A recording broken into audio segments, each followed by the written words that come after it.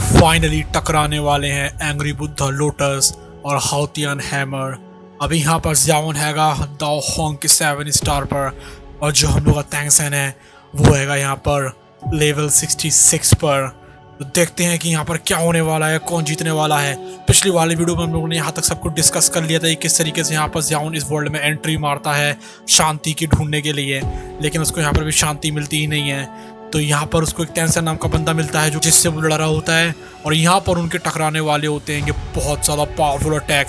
तो यहाँ पर ज़्याओन ने एंग्री बुद्धा लोटस बनाकर तैयार कर लिया था, और टेंसन बोलता है अब आ जाओ, तो तुम रेडी हो ना। ज़्याओन बोलता है आई एम एवर रेडी।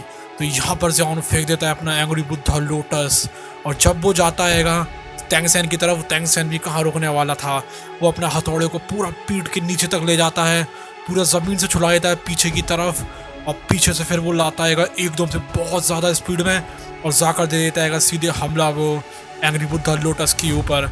और जिस टाइम पर वो टकराते हैं इधर पे, उस टाइम पर यहाँ पर इतना मैसिव एक्सप्लोजन होता है कि आसपास के बीच तो डर के ही भाग जाते हैं।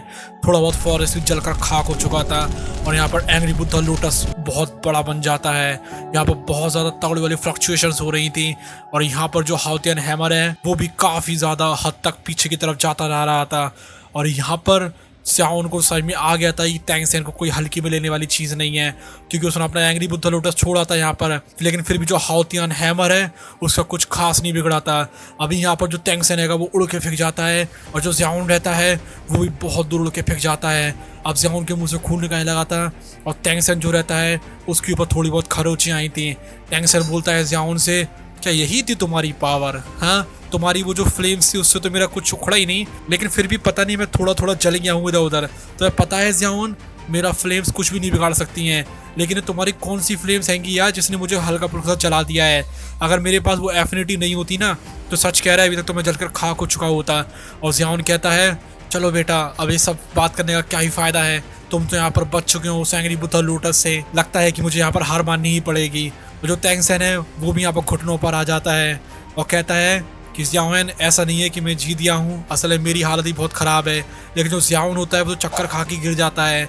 मतलब यहाँ पर जो फाइट होती उन दोनों के बीच में, उसमें इतनी ज़्यादा तगड़ी वाली इधर पे एक्सप्लोजन्स हुआ था, इतना तगड़ा वाला लोगों का अफेक्ट होता है एक दूसरे से कि वो लोग इतनी ज़्यादा तरीके से घायल हो गए थे कि एक दूसरे से अब बोल भी नहीं पा रहे थे ठीक से। और जो टैंगसेन है वो भी थोड़ी देर तक ही और रुक पाता है, उसके बाद वो भी बेहोश हो जाता है। और यहाँ पर जो श्रेक की टीम होती है कि दाएमुआई वगैरह वो यहाँ पर आ जाते हैं, उन दोनों को उठाकर ले जाते हैं। और दाएमुआई को यकीन नहीं हो रहा था कि टैंगसेन का कोई यहाँ पर सामने करने वाला बंदा है। भले ही यहाँ पर टैंगसेन जीत गया था, लेकिन फिर भी वो जीत कर भी एक तरीके से कह नहीं सकता था कि हम जीत गए, क्योंकि आखिर में जो पे लास्ट वन स्टैंडिंग बंदा था वो यहाँ पर टैंगसेन ही था। लेकिन यहाँ पर एक बात भूलने वाली नहीं है कि हम लोग को टैंगसेन है पूरी तरीके से फायर से बिल्कुल एकदम से बचा हुआ है, लेकिन फिर भी उस एंग्री बुद्धा लोटस ने उसको थोड़ा बहुत जला दिया था। ये देखकर तो सभी लोग यहाँ पर हैरान हो गए थे। उसके बाद वो लोग आराम कर रहे होते हैं एक रूम में जाकर, और वहाँ पर आते हैं हम लोग दाएमुआई और जो उधर पे ज़ाओ वगैरह होती है वो, और वो लोग बताते हैं ज़्याओन को सारी सिचुएशंस के बारे में। और ज़्याओन कहता है अच्छा ऐसी बात हैगी, यहाँ पर एक बीबी दोंग नाम की लड़की हैगी, और उससे भी ऊपर मार्शल सोल हॉल हैगा जो कि यहाँ पर बहुत ज़्यादा तबाही मचाए हुए हैं। और यहाँ पर बताते हैं टैंगसेन की उसकी वजह से मेरी जो मॉम रहती हैं वो भी यहाँ पर मर गई थी, लेकिन उनको मैं जैसे ऐसे करके ज़िंदा करने की कोशिश कर रहा हूँ, लेकिन अभी तक ज़िंदा कर नहीं पाया हूँ। अभी यहाँ पर जो ज़्याओन है वो इमोशनल होने लगता है। वो उसकी होने लगता है क्योंकि उसकी जो मॉम होती हैं वो भी उसके साथ हमेशा से नहीं थी। मतलब वो थी जब वो बहुत ज़्यादा छोटा था, लेकिन उसके दिमाग में उनकी कोई ज़्यादा मेमोरीज नहीं थी। और वहीं टैंगसेन को देखा जाए तो उसके दिमाग में तो वो थोड़ी बहुत भी मेमोरीज नहीं थी।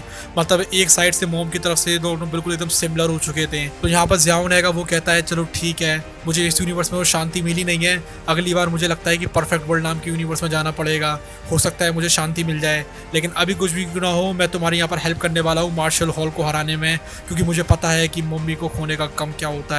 तो जो टैंगसेन है वो उसको थैंक यू बोलता है और कहता है चलो ठीक है हम लोग ट्रेनिंग करने चलते हैं। फिर यहाँ पर आ जाते हैं बहुत बड़े बड़े एक्सपर्ट्स, और वो उनको बताते हैं कि तुम लोगों को यहाँ पर अपनी कल्टीवेशन लेवल बढ़ाने की ज़रूरत है। लेकिन वो ज़्याओन को देखकर तो बिल्कुल डम हो जाते हैं। वो कहते हैं भैया तुम्हारी तो 0 लेवल है, तुम कैसे कैसे कल्टीवेट करने वाले हो? तो ज़्याओन उनको बताता है कि क्या इस दुनिया में कोई फ्लेम्स जैसी कोई चीज़ है क्या? तो वो कहते हैं कि हाँ है तो काफ़ी सारी, उसका क्या तुम क्या करोगे? तो ज़ाओन कहता है आप उसकी टेंशन मत लो, मैं अपनी प्रोग्रेस को बढ़ा लूँगी जैसे जैसे करके। और यहाँ पर उनसे बस वो एक चीज़ कहता है कि प्लीज़ कोई यहाँ पर लाइब्रेरी हो बड़ी सी जहाँ पर कि इस पूरे कंटेंट के बारे में सब कुछ दिया हो तो मुझे बता दो। तो वहाँ पर जाता है हम लोग का ज़ाओयान, और ज़ाओन वहाँ पर जाकर काफ़ी महीनों तक बहुत पढ़ाई करता है ताकि उस कॉन्टिनेंट के बारे में जान सके। तो यहाँ पर उसको काफ़ी सारी नॉलेज मिल जाती है। अब यहाँ पर जो टैंगसन होता है वो ज़ाओन से कहता है कि चलो तुम मेरे साथ चलो, लेकिन यहाँ पर जो ज़ाओन रहेगा वो कहता है कि मुझे तो यहाँ सोल पावर से कोई मतलब है ही नहीं, तो मैं अपनी सोल पावर को बढ़ाकर भी क्या करूँगा तुम लोग के साथ जाकर, मतलब वो तो बढ़ेगी ही नहीं ना, वो जीरो ही रहने वाली है। टैंगसन बोलता है ये तो बिल्कुल सही बात है, तो क्या फिर हम लोगों को करना क्या चाहिए? तो यहाँ पर ज़ाओन बोलता है तुम लोग चिंता मत करो, मैंने काफ़ी सारी इन्फॉर्मेशन ले ली है कि इस कॉन्टिनेंट के बारे में, सोलैंड कॉन्टिनेंट के बारे में, और अब मैं यहाँ पर जाकर खुद से कल्टीवेशन करने वाला हूँ, तुम लोग को बिल्कुल टेंशन लेने की जरूरत नहीं है। और यहाँ पर टैंगसन भी देख चुका था कि यहाँ पर कितना भयानक वाला पोटेंशियल है ज़ाओयान का, इसलिए वो भी उससे कुछ नहीं कहता है। तो यहाँ पर दोनों के रास्ते अलग हो जाते हैं, और जो टैंगसन है वो चला जाता है यहाँ पर सी गॉड बनने के लिए, अपनी कल्टीवेशन के लिए। और यहाँ पर जितने भी श्रेक के मॉन्स्टर्स होते हैं उन सबको वो यहाँ पर ले जाता है अपने साथ में।